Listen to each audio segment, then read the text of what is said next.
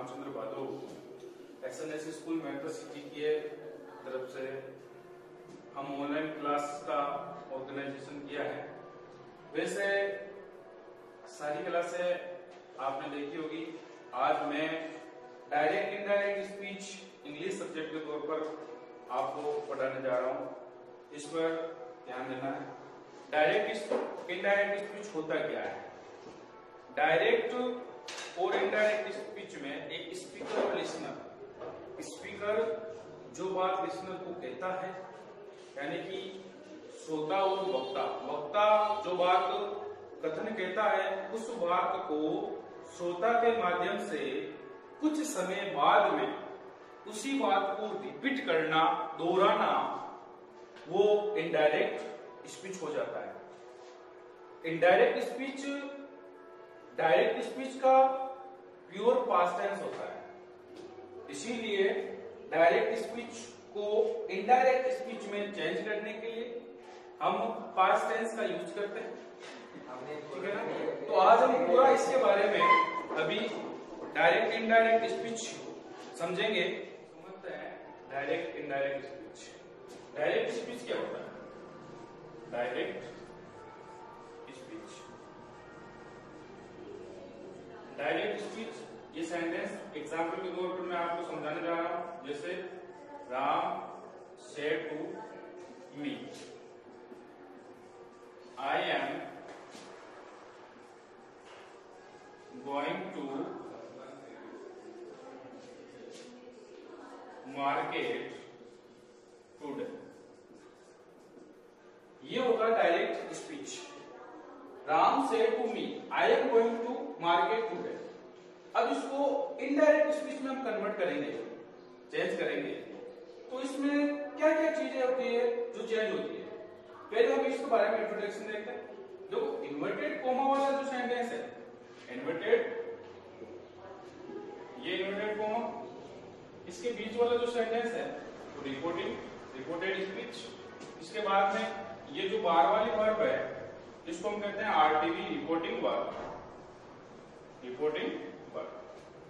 अब हम इसको चेंज करने के लिए सब्जेक्ट ऑब्जेक्ट, हम इसको क्या कह सकते हैं?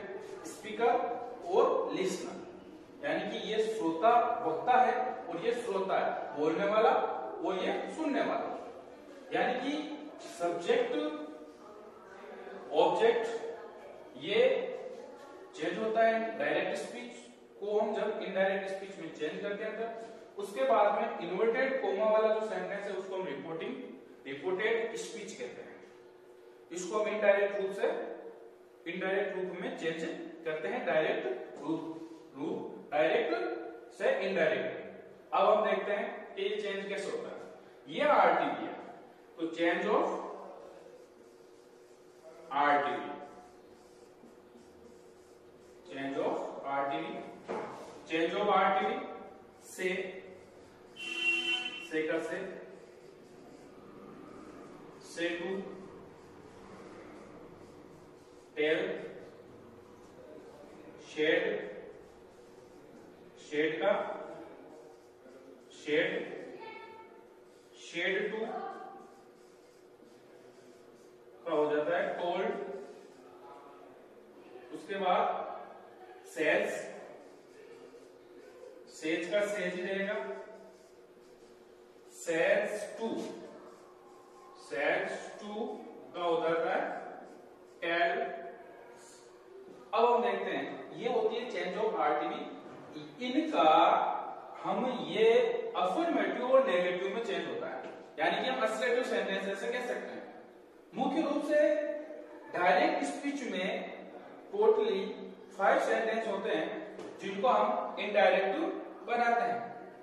उसके बाद हम देखते हैं चेंज ऑफ सेंटेंस, यानी कि रिपोर्टेड स्पीच वाला जो सेंटेंस है, कोमा के बीच वाला सेंटेंस, उसको हम चेंज कैसे करेंगे? उस सेंटेंस को किस में चेंज, कौन से सेंटेंस में चेंज करेंगे, इस चीज का हम विशेष ध्यान रखेंगे। अब देखिए change of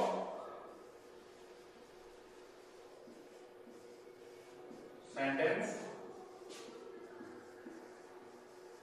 change of sentence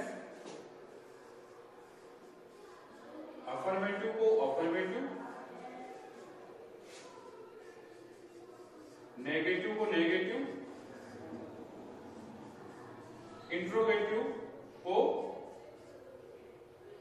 affirmative, negative interrogative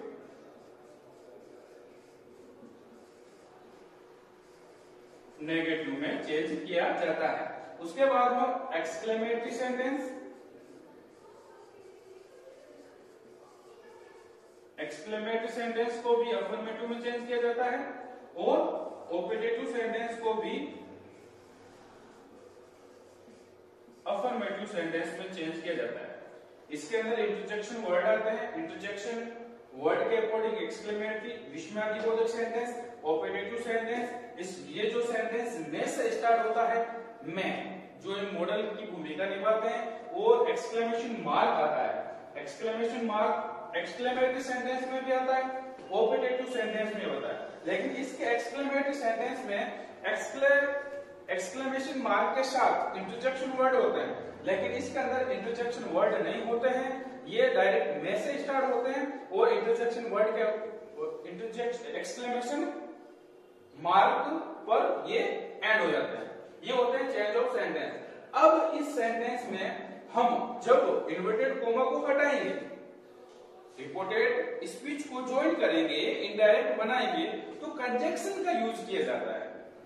conjunction in sentence के अकॉर्डिंग यूज होंगे। देखिए, मैं इसी में आपको समझाने का प्रयत्न करूंगा। अफर्मेटिव सेंटेंस में कंजक्शन जो होता है वो दैट यूज होता है। नेगेटिव में भी आपका कंजक्शन दैट यूज होता है। मैंने कहा ये इंट्रोगेटिव सेंटेंस दो प्रकार के होते हैं। एक होता है yes no answer start sentence, जिसको हम हेल्पिंग वर्ब स्टार्ट भी कह सकते हैं, और एक होता है WH word start sentence. Helping verb start sentence जो हेल्पिंग वर्ब से स्टार्ट होते हैं, उस हेल्पिंग वर्ब स्टार्ट सेंटेंस में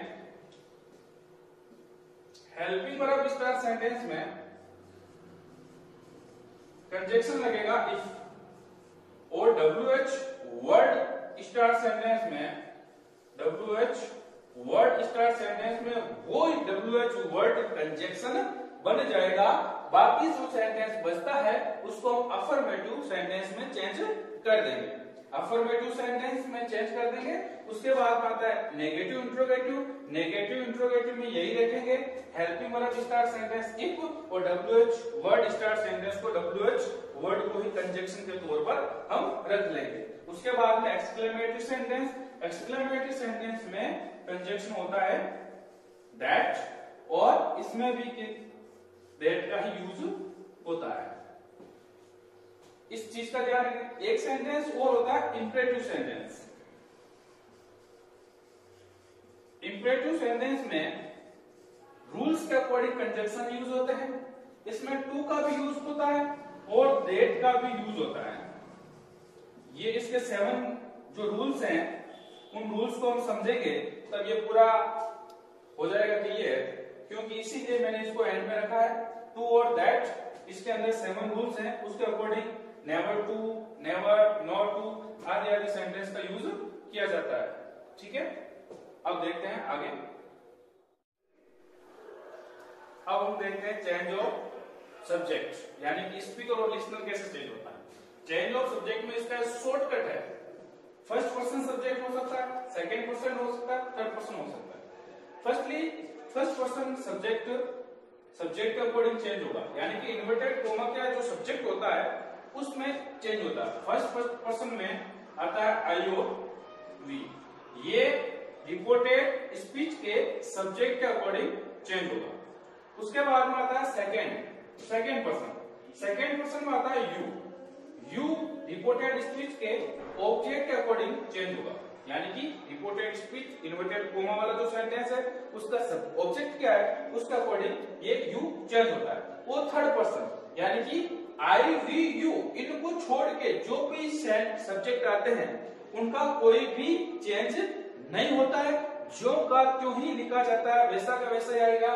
इस चीज का आपको ध्यान रखना है। सेकंड, ये थर्ड पर्सन हो जाता है। थर्ड पर्सन में आता है ही, सी, इट, किसी का नेम, दे, इटीसी। अब देखिए इसका फॉर्मूला शॉर्ट ऐसे याद रखना, first person, second person, third person, SON, son, first to first second third, यानी कि 1 2 3 SON, ठीक है ना। S मीन्स सब्जेक्ट के अकॉर्डिंग, O मीन्स ऑब्जेक्ट के अकॉर्डिंग और N मीन्स नो चेंज। इनका आपको ध्यान रखना है। Change of tense, reported speech का टेंस कैसे चेंज होगा। रिपोर्टेड स्पीच का टेंस के बारे में हम ध्यान रखेंगे।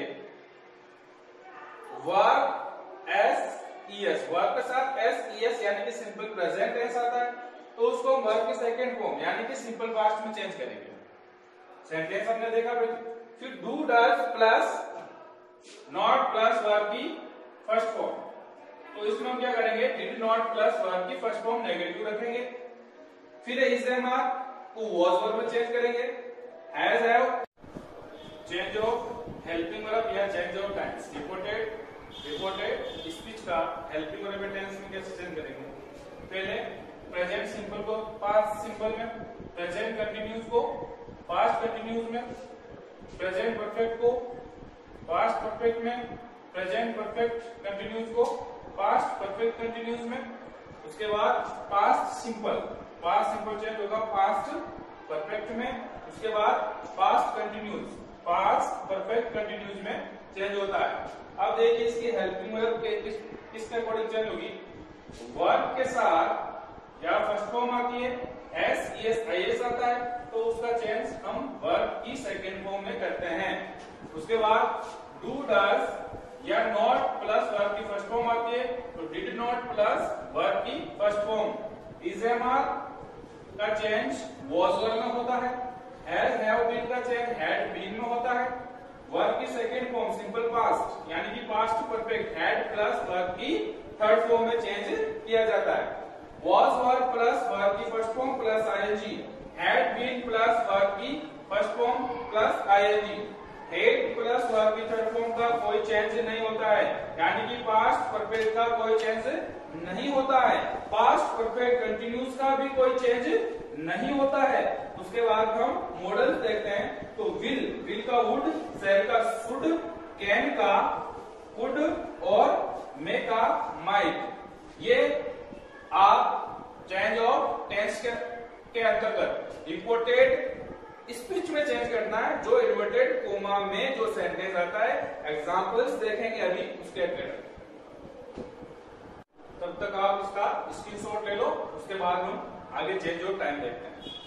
चेंज ऑफ टाइम यानी कि टाइम एंड दूरी तथा समय संबंधी परिवर्तन डायरेक्ट को इनडायरेक्ट स्पीच में चेंज करेंगे। दिस का क्या हुआ, that, these, those, here, there, tomorrow, the next day, yesterday, the previous day, last day का the previous day। उसके बाद now का हो जाएगा then, ago, before, today, date day, tonight, date night, next, the following, next day, the following day, next month, तो ये time उसके पीछे जुड़ जाएगा। उसके बाद थर्स का हो जाएगा सो, और उसके बाद जेस्ट का मतलब देन। अब आप इसका एक स्क्रीनशॉट ले सकते हो। जैसे कि अभी हमने पढ़ा 5 सेंटेंस होते हैं, उनका हम इनडायरेक्ट कैसे बनाना, उनमें रूल्स को भी जाना।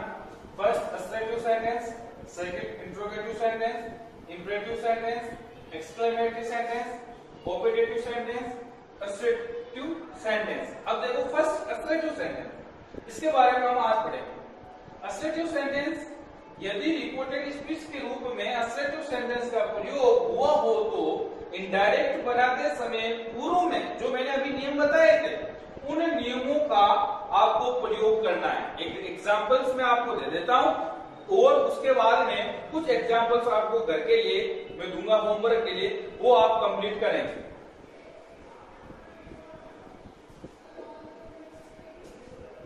ये एग्जाम्पल है, जैसे राम से टू हिज मदर, इसका विशेष ध्यान रखना। एग्जाम्पल एक समझा देता हूं मैं आपको। राम से टू हिज मदर, ये हमारी क्या है, आरटीवी है। ये मैंने आपको बताया, से टू किस में चेंज होगी, टोल्ड में।